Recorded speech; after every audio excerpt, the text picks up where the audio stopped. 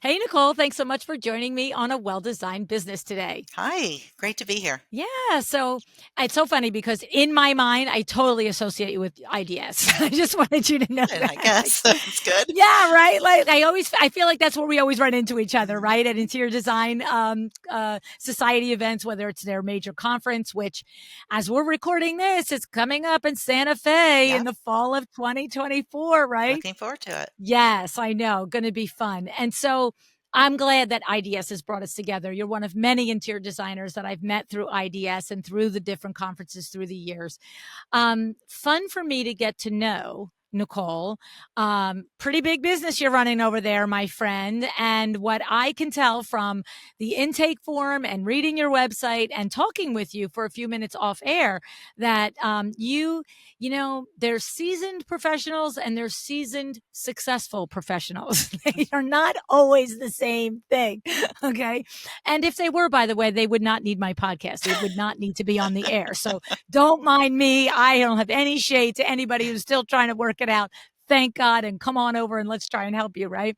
Um, but what I learned is that you come from a 16-year career with Levi Strauss, right?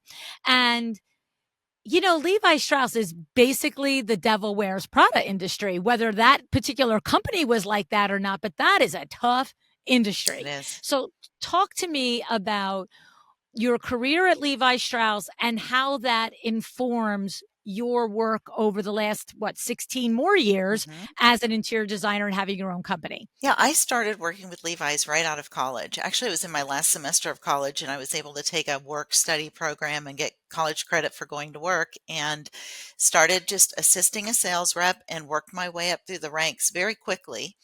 And really was exposed to quite a few different departments at Levi's. So, sales, merchandising, marketing, product development in some cases. I had a time where I did a temporary assignment where I worked out with the merchandisers in the stores on displays and helped train them on how we can better sell our products. So I had some great cross functional experience, which gave me insight to how customers buy, how they respond to marketing messages, how the sales reps interpret corporate speak down into what they're doing every day out in the trenches with their buyers.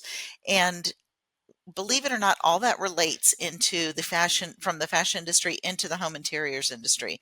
There's a lot of parallels. I will say with at Levi's, we were given supreme testing. I mean, testing, sorry, training. Anything from negotiation skills to selling skills to, Wow. just how to really conduct successful meetings and capture people's attention, keep their attention, persuasive selling techniques, different things that most designers, I think, in the industry today would never even be exposed to unless they went out and sought a specific class. So, my audience on a daily basis was the C suite level executive. I was a sales and marketing executive for the majority of my career. And if I didn't get into a meeting, say what I needed to say, ask for what I needed, and get it within a short amount of time and be poignant on it, I lost them or I lost their attention. Wow. So I had Wow. to really train myself to know when to speak, know when to stop speaking. That's a trait of a great That's a salesperson. huge one. Exactly. And then clearly ask for what I wanted. And most of the time I would get it because of sticking to that training. Fast forward when I decided it was time to leave Levi's and I came to the conclusion that I wanted to open an interior design firm. I thought, well, I don't have the industry experience for interior design. However, I have the intuition. I was very good at it. I have a good eye. Um, I was familiar with textiles and buying and production and things like that, so I understood that part. And I thought, well, I can learn the rest on the street because I know how to sell, I know how to communicate, I know how to, be resourceful when I need to. And I thought I was well equipped, and it was a slow build, but 16 years later, we've done nothing but gain momentum the whole time. Wow. Wow. That's awesome. First of all, how fun to be cutting your teeth in a company that is consistently pouring into you, like Mhm. doing the trainings Yeah. and negotiation and sales and all of that stuff. It's funny because I have said that, like, you can feel that, right? You experienced how powerful that was to be somebody in your 20s and your 30s and having your superior say, hey, we're bringing this training in, we're all going to do it, or we're going to send you for that. Mhm. And it's funny because, like, with my Power Talk Friday tour, I have said that. What if you came as the principal and brought somebody from your team? Right. Like, the corporate world understands you pour into your stars, you pour Yeah. into the people that you see that potential in. And it pays dividends when you are brought up in the culture of a company by a leader, whether it's the leader of Levi Strauss or the leader of Nicole Arnold Interiors, that has a philosophy of let's help you be the best you can be. Because when you are that, we're all going to be that Yes. here, right? It's great. It's a great resume builder too. It gave me the confidence to go out and start my own company because Yeah. I could tell Yep. people where I came from. And right, wrong, or indifferent, at least in Dallas, an interior designer is first regarded as a decorator and maybe is, acknowledged for their aesthetic abilities, but nothing else.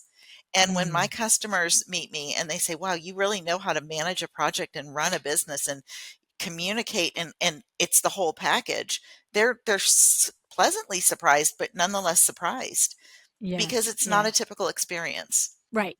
Well, and that is the thing. And it's so funny because you get into any Facebook group, any conversation, anything in the industry, and AI is killing the industry. Yeah. I'm like, I'm sorry. That is not the industry's problem. Yeah. Right? Like, the problem is in each of our own businesses. If we're not showing up and running it, like you said, that Right. if you cannot manage a project from start to finish in a way that is clear that you're the leader of that project, and with grace and kindness and professionalism, you are leading it, but you are unquestionably the leader. That's the biggest problem that we face. Honestly, don't you agree, Nicole? I do. And AI, I'm slightly offended by because I think it's an insult to the creative process that we all try to, Hmm. maintain and achieve. Hmm. But personally showing up, if my customers don't have that personal touch from me, that's nothing that AI can That's right. replace. They can't. It's not the customer that we serve. And No. it's definitely leading and being consistent and having that personal touch and communication on an ongoing basis. It doesn't start and stop. It Right. continues. Well, to me, it's like it's like, I don't know. I always use the darn restaurants. It's like a 4-star, 5-star Michelin restaurant being pissed that a McDonald's opened down the block. It's Right. like, I'm sorry. Oh my God, now they can all get hamburgers for $5 instead of our $40 Wagyu burger. Yeah. It's like, yeah, but the experience is Yeah. completely different, right? That's And exactly it. so, yeah, and it's so funny too because literally, it's also the analogy is like, if we understand AI, it's a tool, right? It gets Hmm. you from the blank page. It doesn't do the work for you. And if you do send in the work as your own on AI, now you need your head examined in plain Right. English. You really do. But it's like begrudging calculators. I'm going to tell you what. I can't get through my day without a calculator, but do Hmm. you think the brightest mathematical minds, the mathematicians of the world, are not using calculators? Right. So am I going to say they're fake mathematicians? Right. Like, it's like, so anyway, I just love that you have, done we always say our Eric Award transferable skills, that you've taken the skills that you've learned from corporate and you use them as the foundation for your interior design firm, it sounds Hmm. like. And Hmm. that's what you Hmm. built it on.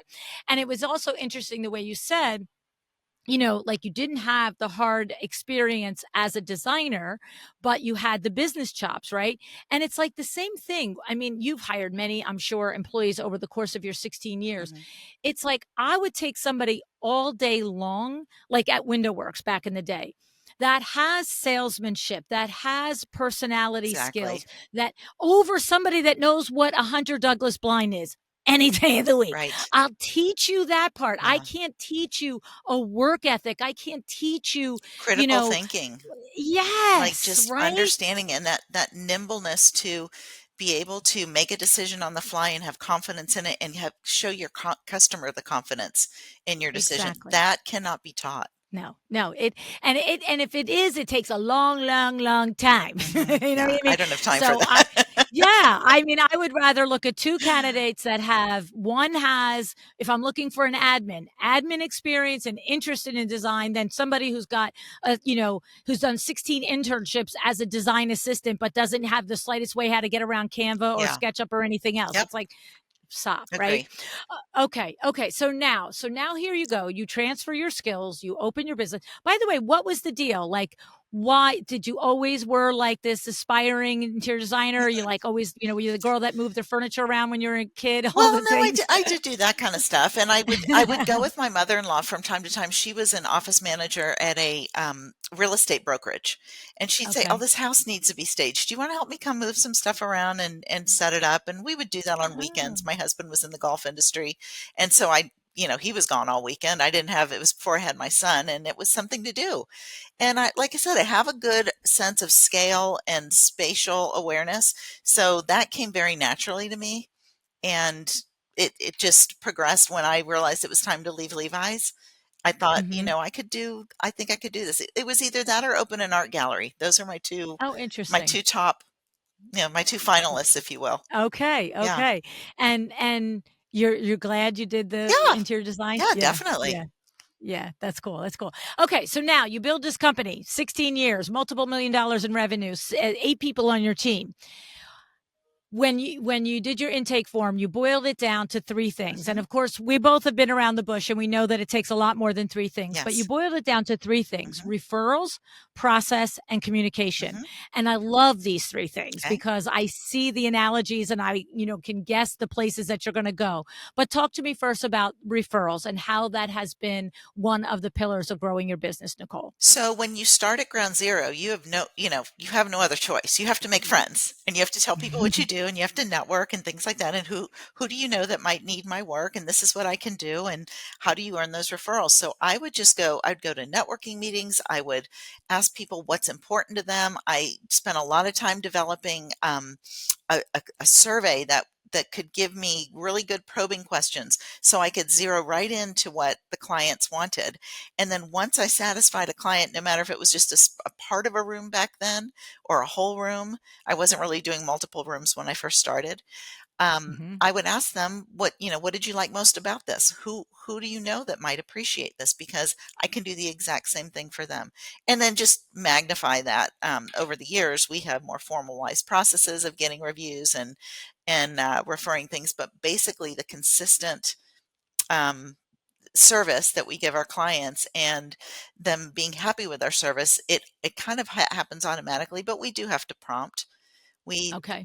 we stay in touch with our clients so they don't forget about us. And how do you do that, Nicole? Do you do it through a variety of ways? Do you do Mhm. it, email, phone call, gifts, or one or the other? What's your process for that? All of the above. We have a monthly newsletter that will go out to all of our clients.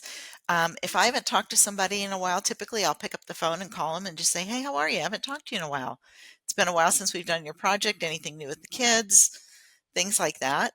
On certain times of the year, 3 or 4 times of the year, we'll do little pop-by gifts or a Valentine's raffle we just did where we did a huge basket of all different Valentine goodies, and we advertised it on social media and did that. And then, um, you know, when people do projects, they rotate through who we send gifts to. It might be a current Okay. project that year, or it might have been whatever the criteria is. We have various criteria, but they would get gourmet chocolates from an artist that makes them around here in Dallas, and they're hand delivered always by a staff member. Okay. They're not mailed. Wow.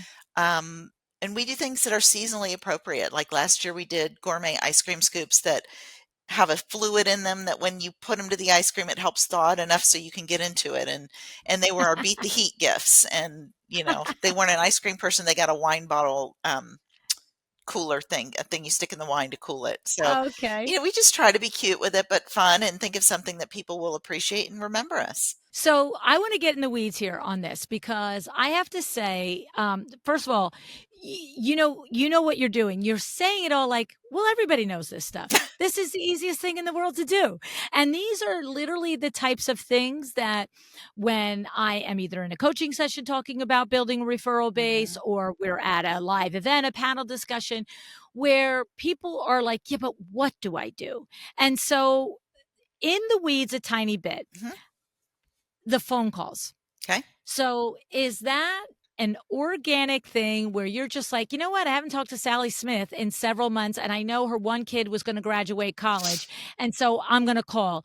Or is it, you make a note when you finish Sally Smith's project in July that her daughter is graduating in May? Like, what's the rub in there? How do you do that, Nicole? I'd like to say it's a little more polished process than it probably is, but I typically commit that to memory, or Yeah. I will make a note in my calendar, hey, check in on, in 3 months, and just so I don't forget to do it. But it's not Okay. anything that's formalized, Right. that, you know, But it is formal. But you are saying that you're not just relying on any random Tuesday to think of Sally Smith. You're no. sort of triggering yourself, like when you're in a conversation or doing the project, you're mentally making note of a milestone or an event or some Yes, yes, occasion, and then you're prompting it in your calendar. It's as yes, simple as that. yes. Okay, that's very intentional, by the way. Yeah, and that's one thing that is part of my fiber is intentionality, and so I want to make sure people know that it's important to me to do that. We as a team, we're charged with writing about 3 to 5 thank you notes every Friday. And it Mm, doesn't matter if it's somebody at the manufacturer that you need to acknowledge, a client, it could be another teammate, it could be a vendor, like tradesperson, wow. and they need to just say thank you, and we need to practice gratitude. That's a way of staying Love in that. touch. I love that. I love So, that. Like to vendors or each other. That's awesome. and you know, in the business, we all need strings pulled here and there. So you've Yeah. got somebody in North Carolina who got your order out just in the nick of time to make your install. They're getting a thank you note, but they're also getting a $25 Starbucks card. And you Nice. talk about that means something to that person who never gets acknowledged. We get phone Right. calls. Oh my gosh, you actually gave me this. And it Wow. just made their day. And it's fun to make people's day. That is it. You're so right. It is very fun. It is right. It's Hmm. satisfying. It feels great, right? So for the person Hmm. that is listening that feels somewhat intimidated by the physical phone call, Hmm. They could write a note. right? Right? They can write a note, but also I'm assuming that when I ask you this, that you're going to say, no matter how uncomfortable it feels, I can't believe any person on the other end has ever been like, "What are you doing calling me Nicole?" Oh, Like, no, no, they right? appreciate it. But see but see, that's the thing. If you are not extroverted and you have never done this before and you're hearing this for the first time on the show and you're saying, "Well, I have 3 or 4 clients that I finished 5 or 6 months ago." You're saying I should just pick up the phone and say, "How are you?" And you're saying, "Yes." Yes, but you know what might be a fun idea for somebody like that is try to put it in their process. Here I go back to a process is during the consultation, when you're making some notes about the project, just naturally ask 1 or 2 things personally about them, write it down, and then you can go back to that. Hey, did you ever go on that vacation? How was it? Because I might be considering going there one day. And you don't have to like make it contrived, but just something where it doesn't even have to be super on the spot, but just curious if you ever did make it to the Turks and Caicos, and is it somewhere you recommend I explore one day? Right, right. Because we're not, this touch in is not, hi, I was your designer last year. Do you have any more work? Right? Like, it's not that it can't be. If somebody said, hey, Mhm. hit me up next spring, I might want to do the Right. guest bathroom, different story. They've said it. But what you're saying is you're really continuing to develop a relationship, is what it sounds like to me It mostly, is, right? and planting me in their memory, because the Hmm. next time they go to a dinner party or a cocktail party and somebody mentions doing something design related, they're going to think of me and say, "Hey, do you have a designer? We Right, really like right, ours." I've got right. a group of ladies who all live on the same street, 4 different ladies. We've done projects with all of them, and I'll take them, the 4 of them, to lunch. Oh, and just that's say, funny. "Let's all go to lunch," because you all know each other. We all have a good time together, and it's a good just bonding session even for them, and they appreciate it. Yeah. So that's an Yeah. easy way to, kind of take care of 4 people at one time. Right, right. Well, I love these ideas because I have to say they are rolling off your tongue and you can see that you're doing them instinctively and you're also doing them with intention. Um, but it's exactly the type of thing that until you've done it and have success and realize that it does feel good on both sides, it isn't a Mhm. weird, icky thing Right. that it's kind of a thing to push yourself out of your box to do. And the reason that we're talking all about this is because this has resulted in the lion's share of your business is what you're saying I is agree. this is your marketing engine for the most part, right, Mhm, Nicole? mhm. Before I Yeah. had a website, we had and it sounds funny, antiquated to say that, but, eh, what, 8 maybe 8 years ago, 9 years ago, not everybody had robust No. websites, and it wasn't a Right. popular place to find a designer. Most No. people want word of mouth referrals. Now, my website is doing its job, and we are getting inquiries through there, and we get nice jobs through there, but equally as many come through, "Well, my neighbor told me about you and said I should look no further." That is way more powerful than someone just saying, "Your pictures look great on your website," or, "I like Exactly. what I you found you wrote." on Google. Yeah. I mean, miles Right. and miles. And, Yeah. LuAnn, if you have somebody that's introverted and doesn't the one-on-one scares them, what we do, not every year, but almost every year, we do a client appreciation party. And we just Tell me invite a about it. bunch of people. We've invited them here to the studio because we have a nice big space. We've been to an art gallery, 2 different art galleries, different times. You can do something like Top Golf. You can do a painting party, and you just invite people, and whoever comes comes. And you just Right. make it easy. And if you have a little drink, it's a little less, a little bit disarming sometimes if you're nervous about being in the spotlight. But Right. um, but I think that makes it easy because the pressure is not just on the person initiating, it's everybody shares it. Shares the Yes. the camaraderie and the Yeah. conversation and um the need to carry the whole party doesn't fall on one person, if Right. that And do makes you sense. invite your trusted trades to that event as Mhm, well? The guys and I the gals do. that have, Yeah. your window treatment people and all of that? Yeah. Yeah. And my clients love it. They're like, "Oh my gosh, there's the electrician, there's Sandro, there's, Yes. whoever it Yes. is," and it's fun for them. It is. I have to tell you, Sandra Funk used to have a yearly party for her clients and trades. Mhm. Another designer on Long Island that we did business for many years. She actually, that designer just had the party for her trades, her extended team. She didn't invite the clients to it. It's an interesting thing. But for us, as the trade being invited back in the day when I was the trade, it was always a good event. By the Mhm. way, that's, at one of Sandra Funk's Attitude is Gratitude parties is where I met Nicole Heimer because she was her website Okay. developer and I didn't have one then. We had a person that we were using who was really wonderful, but when you just it's time for the next Yeah. level, Yeah. right? And she introduced the two of us and of course, 8 years later, 9 years later, here we are, every Mhm. website and everything I do, right? But the idea is that as the trade, I always enjoyed going to those as well because there were some of her clients that you would get to know a little bit better and you felt like you had a vibe with. And so now here you are talking.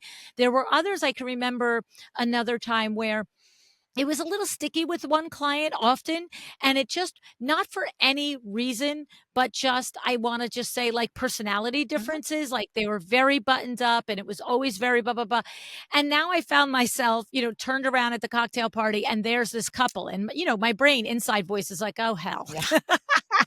I'm like, "I couldn't find anything to say to you guys when I was in your house for 6 Yeah. hours. What am I gonna do now?" Right? But you know what? Out of the home environment, the project environment, it was different. And now every project I did with Sandra for them afterward, oh, LuAnn is here. Hi, come on in. It just was like we all breathed then. Like Mhm. I'm talking me and the client and my team and Sandra's client. Right. Um, and so it does have ripple effects. And of course, your trades get to know each other better, which lends to more respect when the next time you're on the job, you're not just like, hey, wallpaper guy, you're late, you're screwing my life up. Now it's like a human that you're looking Yes. at going, okay, Bob, when are you going to get the paper up? I'm supposed to put the drapes up. You know Yeah. what I'm Yeah. saying? So I think you all benefit from it. Mhm. You do. And even there as a designer, when your trades are all playing in the sandbox together, now we're all thinking about you too. The Mhm. next time one of our customers is looking for a designer referral, we're thinking, who's the designer Yeah. that takes care of us? Right? We do a fun thing every year is we started with 1 a year and we've moved it to 2 because we've appreciated our trades so much, but each year at Christmas time, 2 people get awarded the Superman Award, and we get these Superman T-shirts. And it's just we tell them how much we appreciate them going above and beyond and how they've saved our bacon on this project or that project or just done an extra nice thing. They stopped by the client's house even long afterward and just said, "Oh, I remember you wanted this dimmer switch. I have it. Let me just put it in." And they just go above and beyond and make us look good. And we give them that with a gift card and just make a little, a big deal out of it because we just appreciate it. And Wow. darn if they don't wear that thing. They'll Of they'll course put they it do. under a shirt or it's just a That is funny it's a awesome. quirky thing, and I'm a little quirky, but, it's just a nice way to tell people they have made a difference in your business and in your life, and I I like have doing to that. say, this is outstanding. I mean, you know what? It's I can see how it has significantly contributed to growing your business and keeping and maintaining a loyal client base that comes back and continues to refer you Mhm. to others, because these are simple enough things to do. I just keep putting myself in the position of the trade, which I was for 4 decades. If a designer ever, like showed up at our showroom in December and went, you guys get Superman this year, we'd be Yeah. like, wait, what? Like, Yeah. wait, yeah, we get it. Yeah. It's It's fun. crazy, Yeah. right? Yeah, so good, so good. I love all these because, it's funny because I think that so many people, when they get business, then they can attribute lots of business to referral, but they forget the part of how they can cultivate the Mhm. referrals as opposed to just passively waiting for somebody to say, hey, Nicole's good, you should call her. Mhm. Your point being top of mind and keeping that that circle going, Yeah. right? That circle of awareness going. Yes. Okay. So this does lead into process though, because we can Absolutely. have all the clients all day long. If we can't, get the project through and out the door Mhm. and done well, then, I mean, I have known designers, Nicole, over my years that I have absolutely actively noticed over a 5, 8, 10, 15 year period, how little repeat business they do with Mhm. clients. Yeah, that's hard. And, and the thing is, having been on the inside and working the business side of it with them as Mhm. their trade, I know why. It's because by the time they get to the end of the project, everybody's pissed off Yeah. because so many balls were dropped. And we say all the time, you don't expect perfection. That's not the goal, but having a process. And I know for us, for me, even here, we had a situation here at my business. I don't know, last week or the week before, but I can remember hearing the words. I said, whoa, that's not like us to drop that ball. I'm like, whoa, Yeah. that is whacked, right? I'm like, our processes are so defined. I Mhm. said, but now that's something I have to go and get with my team and Yeah. figure out how that happened. But the thing is, when I say that to somebody, I think they can tell that it's a truth. Like, I'm not just like, I don't know how that happened. Nothing like that ever happens here. It's like, Right. right? Right. There's a Yeah. No, difference, no, there right? is. There is. And it's really it's relieving for me when I go to a consult is I set expectations up front. Say this is our process. Here's what you can expect. Is everything perfect? Absolutely not. But when things come up and situations arise, number 1, I'm going to be there to communicate it. Number 2, I'm going to take responsibility for it. And number 3, I'm going to give you solutions for it. So this is not going to become your problem, but let's just all acknowledge up front our best effort is being made up front. And as things arise as life happens, and as human hands are doing things, we'll be there to make sure it goes smoothly. And Yeah. at the end of Yeah. this, my goal is that you are so elated and thrilled and delighted with everything we've done, not just the way your room looks, but the whole Right. experience and how we made you feel, that you can't wait to tell somebody else about us. And Yeah. that's our mission statement, Well, I you love know? that. But here's what I know, and I know you know too as a seasoned designer, a business owner. What I know is that words like those come out of almost everybody's mouth. Mhm. But delivering on those words Mhm. is a different thing. Yep. So it's not enough to say to somebody at the beginning, hey, not everything's going to go great, but you know what? I'm going to be there and I'm going to follow it up and blah, blah, blah. Because there's only so many times something can go wrong in a process until the client is like, yeah, this is okay. Here's what I'm learning. This is an every week thing, Yes. not a every once in a while Right. thing. Right. And there's a very big difference. And for me, if you don't acknowledge that everything about your business is at the core of your systems. Your referrals come from your Mhm. systems. Your own enjoyment of running a business comes from your systems. Your profitability comes from your systems. Just saying humans are involved, there's gonna be mistakes is not enough. That's just not enough, right, Nicole? Exactly. Exactly. And so one of the things I ask people in an initial consultation is, what are you most afraid of? What are your hesitations? What are you Mm. concerned about? Conversely, what makes a successful project for you, right? But acknowledging those concerns and telling them a story about maybe where I bumped up against that in the past and how I've handled it. And they get it. I mean, I don't know what it is. We seem to build rapport very quickly and earn trust very quickly with our clients. It takes a lot to lose that trust because we are, gosh, when I say we are constantly communicating, we're not, nagging them, but we are letting them know every week where everything stands. If there's a blip in their order arrival date, we're letting them know ahead of time. We're getting in front of everything we can possibly get in front of. And I Yeah. think they see that quickly. And so Yeah. therefore it gives them assurance that this is going to be a nice smooth ride, and if we do get a bump, she's gonna figure it out. And Yeah. usually their person that referred us to them is going to say, you know, "Oh yeah, was it perfect? Maybe not, but we never had a doubt it would get handled." Or, Right. "She made it right in the end," or whatever it was. But you know who Well, and hates there's a difference. Oh, go ahead. So go ahead. I was gonna say, who hates the whole process thing is when I hire a new employee. Well, why do we have to do it that way? Why? And then when something does break down, I'll go, "What was the process? Did you follow the?" "Well, no, I thought this." "Well, I didn't ask you to do it differently. We have it very clearly laid out, and this is why. And you going off script has now caused us, and possibly cost us a mar in our reputation, and you can't do that." And Right. our referrals hinge on that process being consistent so that everyone can say, "Oh yes, every experience was the same." Not that it wasn't unique to them as people, but it consistently delivered and it Yeah. consistently finished strong. Yeah. That's what my Yeah. goal is. I love people that wanna figure out their own way to do things in Oh our man. businesses, don't you love that? That's my kryptonite. That is my kryptonite. I'm Me like, too. freaking throw a kink in my process and I'm going to be all over you because I worked too hard to establish it. Now, I will say I'm not opposed to new ideas and, "Hey, I have Improvements, a better right. idea.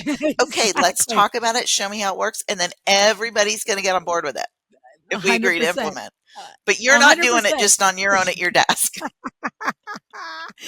I had one employee I talked about on the podcast a couple of years ago.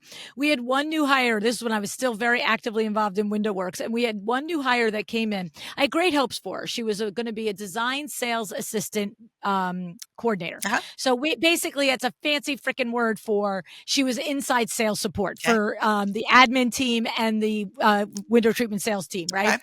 And, having sold window treatments all those decades, I wrote the job description out based on what I would have loved to have Of had, course.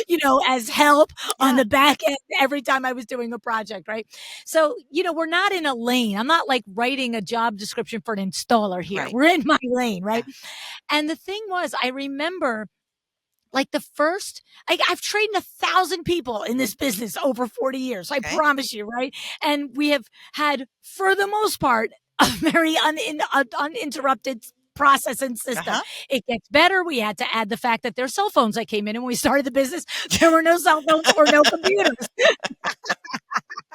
Right? Can only So there have imagine. been adjustments, but the core systems are exactly the same, right?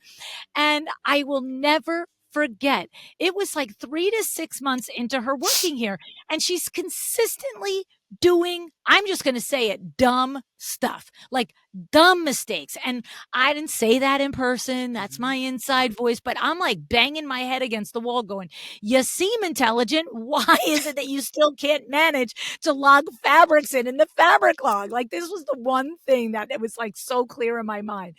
And I'm just like, I have taught high school kids. I have taught my own daughter when she was in ninth grade to do the fabric log. Like it's not Yeah. rocket science. It's 6 or 7 steps, but they're very Yep. defined, right? And I'm like, finally, and I'm aware that it's getting messed up. I'm getting information from the admin, the showroom coordinator. Kim is Mhm. let here and there, let me know. And finally, I'm just like, I just sit down one day and I'm like, I don't get it. What's the stick with the fabric log? This is not a hard thing. And she goes, oh, well, I've been really consistently trying to figure out a way to do it more efficiently. And I'm telling you what, Nicole, I almost lost my brains. And I just said, wait, say what? And she's like, well, I just know that there's a better way to do it. And I've been really trying to figure that out. And, here comes Jersey, right? I just said to her, I said, so in absence of the better Right. way, You're you're choosing just not to screwing do it it. up every day? Like, what do you, like, is this what we're saying right now? Yeah. Because say it again to me. Just Yeah. say it one more time, right? And so she's just like, well, yeah. And I'm like, no, see, I'll tell you what, you do it my way. When you come up with a better way, we'll talk about it. And if Yeah. it's better, yeah, we're going to. And she went on and on for the next 3 months. And I'm telling you, if I had a conversation like that one time, I had it 10 times. And finally, of course, I Wow. always go to my cousin Eileen Hahn, who is a leadership consultant and has Mhm. built mega teams for Texas Rangers and Legoland and Yep. Anheuser-Busch and all the teams, all the companies. And I said to her, and she goes, LuAnn, she goes, it's okay that you have a rule in your company that no single employee can ever change or suggest a change to any process in your business until they've worked for you for a minimum of 6 months. Like that's it. They do it your way Mhm. for 6 months. And at 6 months, if they have a list of 15 processes they think you're doing stupid, they can sit down. And I was like, okay, that's what we're doing. Yeah. And I walked in, but she was pathological. She couldn't not do it. And finally, I'm like, you're going to have to go because you're driving me to drink. Let's get out. Well, and I don't know how collaborative your business is, but mine is very collaborative. We're in one big office all together. Yeah, We we we are talk too. back and forth about the same projects. We Yep. pinch hit for each other on projects. If somebody breaks the process, it breaks the project. Like, what do you mean you didn't call the installer? Well, so and so texted him. Well, no, that's not what it's just not. No, It's I not know. any. Well, that was the thing. It's not a way to run a business, put it that way. Right, It is, and right, I'm committed to running a business. That's a way to fly by the seat of your pants, and that's what I'm right. not in the business for. No, no, no. And it is frustrating. Like if you are still figuring out your process and system yourself as the Fair principal, enough. Yeah. yes, fair enough, right? Like we've all been there trying to figure it out.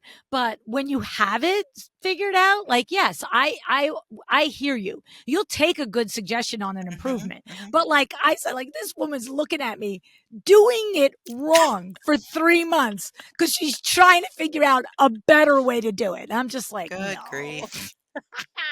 you can't make it up. No. Like, you can't make that up, right? Like, that's insane. So, anyway, so process and system, we are on the Mhm. same page with that. And Yep. we know it's funny too, because, you know, in that whole example of how the process is when you have a defined process and you are running the business according to it and everybody in the business is, to your point, there was a moment in there that you were talking about how your clients hear from you. If there is a back order, you're letting them know. If there is a change in Mhm. the production schedule, you're letting them know. And that is, I just wanted to highlight that difference. There is a very distinct difference between I have to let a client know every single week about another problem versus every week a client calls you and says, what's going on with the Right. faucet? And then you call back and you're like, oh, and by the way, it's back ordered. You can get away with that once or twice. But if you are every week, every 2 weeks getting caught unawares because your client has prompted a query and you've got to come back with negative information, literally you're saying to them, you have no management over this project. If I didn't call you and about the faucet, you wouldn't know it was back ordered, which Absolutely. might not be the truth all the way through, but That's that's how the it's difference. that's the optics. Yeah. And Exactly. I've told my staff over and over, if a client has to call us to find out what's going on, something is wrong. Yeah, yeah. We already have a problem, Yeah. right? We already have a problem. Yeah. Yeah, yeah. So then that leads us to communication, right? Absolutely. Because Yep. we can have all the process in the world, but Yep. if team members aren't communicating between each other's, if we're not communicating with our outside extended team Mhm. vendors and trades and with the consumer, it doesn't matter if in our little box in our studio we know everything is fine and it's all happening, right? Yeah, so within our process, our project management process, there are communication levers built in all the way through it. So we place the orders when we first get approval for a project, and we tell the clients it's going to be about a week or two before we get all of our acknowledgments back. So it's going to be a little quiet. Don't worry about it. In the meantime, we're going to be scheduling trades and whoever else might need to be involved in this, and we're going to get you a proposed schedule. But give us a week or two and you'll have it. Right. Within and usually before then, they get a communication, and then every Friday from there on out through the duration of the project, here's where we are, nothing has changed, or here's where we are, here's what's changed, here's what you can expect next week. My Yeah. office manager sends reminder texts and or calls, depending on the client's preference, the day before anytime there's an appointment, just to remind and make sure that they're on board. It's as much to protect my time as well, because I don't want to Sure. drive somewhere and somebody goes, oh, I forgot. That's a Exactly. big one. Brutal. So they have to not only place that reminder call, but get a confirmation back. That's the other half of that. So yes, it's communicating, and then the times that issues arise, okay, let's see what we can do about it. Here are my ideas. I think this and this will work. What would you prefer? What works for you guys? And so it's Yeah. it's a two-way street. My other thing about communication is if there's a problem, that does not go in an email or a text. That's a phone call or an Love it. I in-person love that, conversation. Nicole. You don't treat people who have handed you hundreds of thousands of dollars. And it's not even about the money, Right. but it's Yeah. about respect. You don't do that Mhm. to somebody when you're being entrusted with their project. I agree. It's funny because I'm sure more than a few of my chairman of the boards are listening and they will know. They've heard me say, I got to say, this is a phone call one. Mhm. like I Absolutely, got to right? say, this one is a phone call. We're not putting this in an email. Like it's Yeah. just going to go so much better for everybody when you can hear tone. Mhm. It's you want to be able to express tone, right? Yes. You want to be able to express tone. You want to have that perfect combination of dang it, I'm really sorry, but that also, you hear the confidence in my voice. I've got this handled thing. But you also, to me, what I always say is, over the years, if someone has said to me, oh, I'm a little nervous about doing it or I feel uncomfortable, I'm like, listen to me. You want to hear their tone too. Mhm. You want to hear, do you have a 5 alarm fire based on this reaction? Or are they going to be, because somebody could say, okay, fine in a text or an Exactly. email, or they can say, okay, it's fine or okay, fine. Yeah. like Right, and you don't it know what you're dealing you with. need to know it. You Yeah. need to know it because you need to know where are you going with the next part of the conversation, Absolutely. right? Yeah. Absolutely. Absolutely. Yeah. Yeah. Um, and I think when you said that about, you need to get in front of it and you might be a little bit conflicted or apprehensive to do that. And I can have that tendency. I'm not super confrontational, but I'm not non-confrontational either. Right. What I try to focus on is what am I excited to share with them? Okay, we have this Mm, project, but guess what? I've got something we can do about it. And so yes. if I get my mind in to go in that frame, then I can be um, a lot more productive in the conversation versus, Mm, oh, I got to tell you this, and I'm cringing, and I don't know what but oh, I think yeah. I can help you, and it works better all the way around. Yeah. Well, and for me, and I, have, like, I've always made the joke, like, at Window Works, even though I'm retired from Window Works now, I'm the CCO, the just chief complaint officer, right? Like, Lovely. yeah, anything, they are handling 98% Yeah, of their yeah, problems, yeah, but something gets really crazy pants. yeah. I'm in the team meetings almost every Monday, so I'm aware of what's happening week to week, even though I'm not involved on the day to day. And I'm there for that reason only, just like oversight and support. But also if something is going sideways, right? Mhm.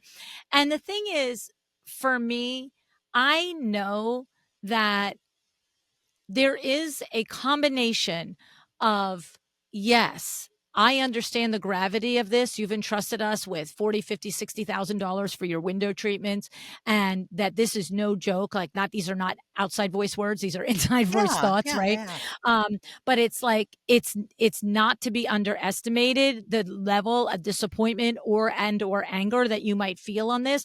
But I'm also always very much present in, and we're not curing cancer here, right? Like, let's get this under control. Let's Right. let's get this in perspective. And so that's why I want to do the conversation in person, on the like on the phone or in person, Mhm. because I want to be able to just say, hey, there's a problem. This is how it goes. There's problems. Here's our solution, and monitor your temperature on that. Mhm. Because if I can get you off the ledge right then and there, that's better for all of us than I Yeah. send you an email and now you're on the ledge for a day or 2 or 3 days until you respond to me, and you're getting in a lather over it. Like, Right. I want to know the lather is there, and let's start mitigating it right away. Let's Right. start talking it down. Let's start getting it into perspective.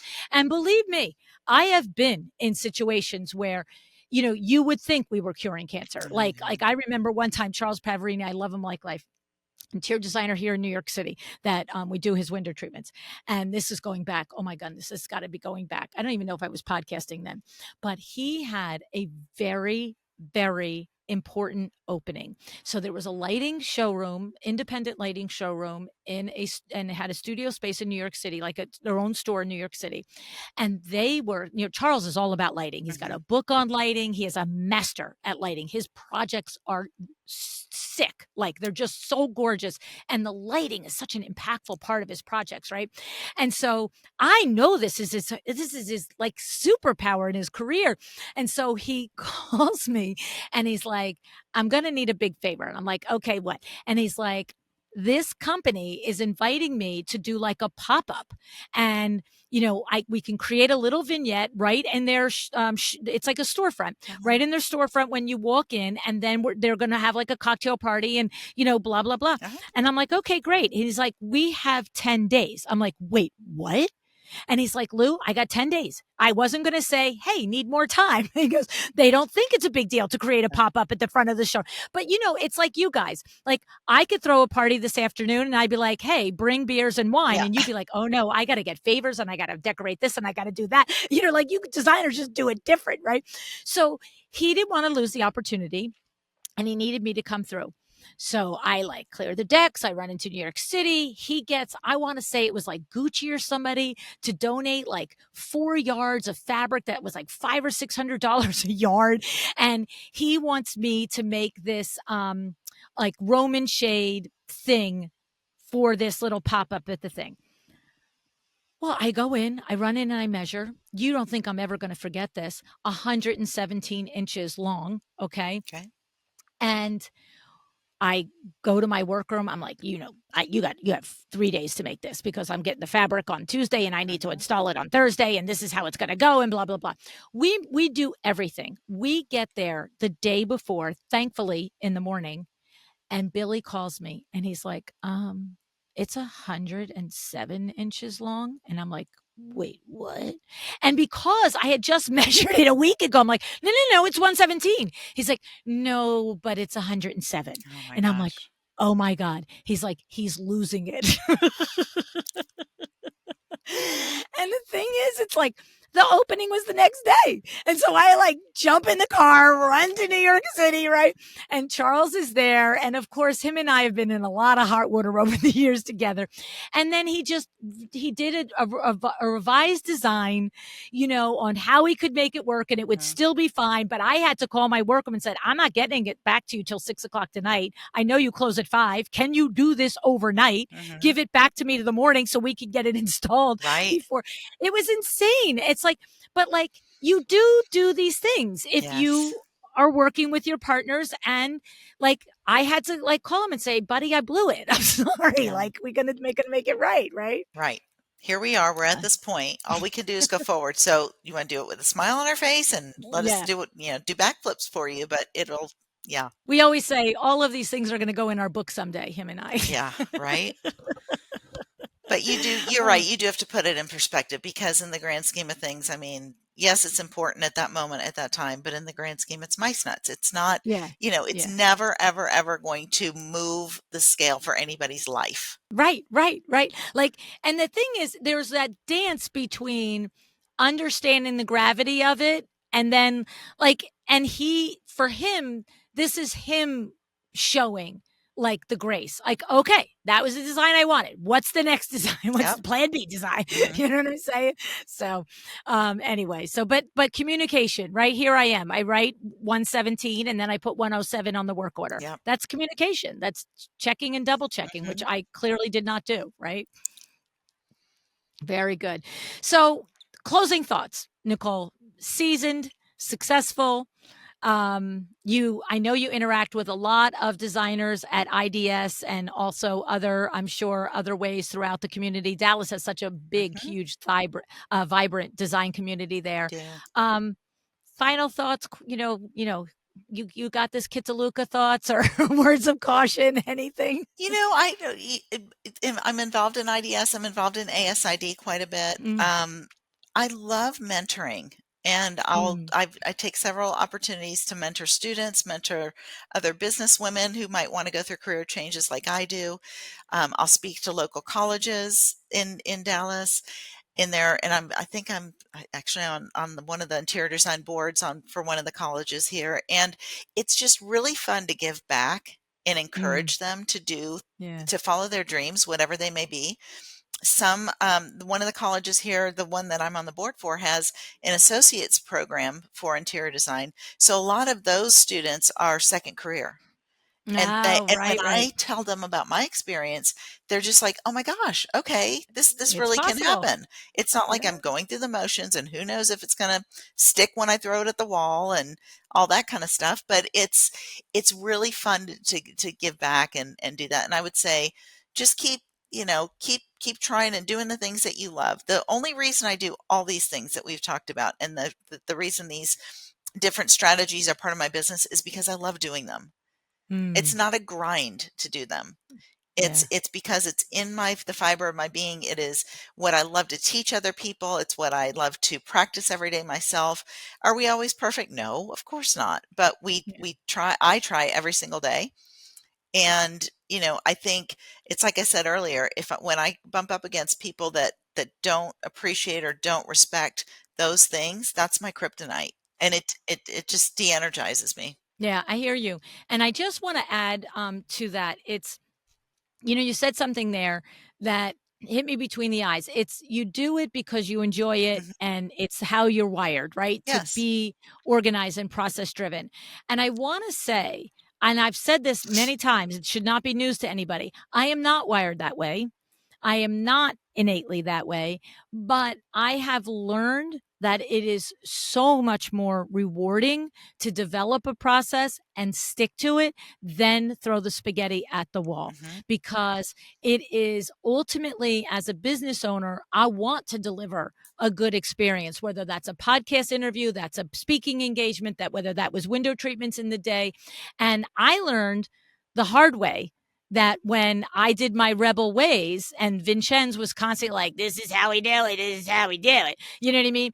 It's easy to see. I always almost equate it to like evangelism, like whatever you used to be, and then you become a thing, and then you want everybody to become the thing too. That's me. I was not a process driven person. I am insanely right brain, creative, visionary.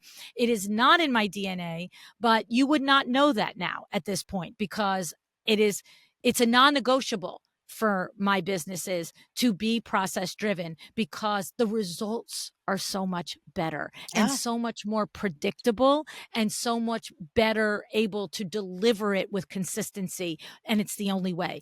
And when you want to do something to the best of your ability, you have to acknowledge that a process is the way to do it, it right? is. It is. The stakes are too high to not Yeah. do it. And I would say, and with the exception of someone who's a solopreneur, as long as you have one other person in your company or your partnership or whatever it is that does think that way, lean on them for that. Don't put the pressure on Yes. yourself if you're so creatively brained and don't try to change yourself and make yourself something that you're not.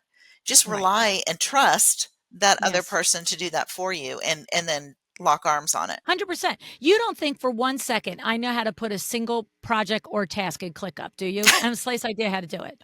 I have a slice idea how to do it. Right. I honestly don't. I honestly don't. We were on Monday for going on 3 years. We transferred to ClickUp 6 months ago and the slightest idea how to do it. Not one. I tried it one time. I'm like, nope, can't do it. Yep. I'm like, I'm going to mess everything up in here that you did. But here's what happens on a regular basis when I notice a problem that has happened. As soon as something happens 2 times wrong, Yeah. I'm like, okay, we're changing the process. And then I talk the process to Mariali and Diane.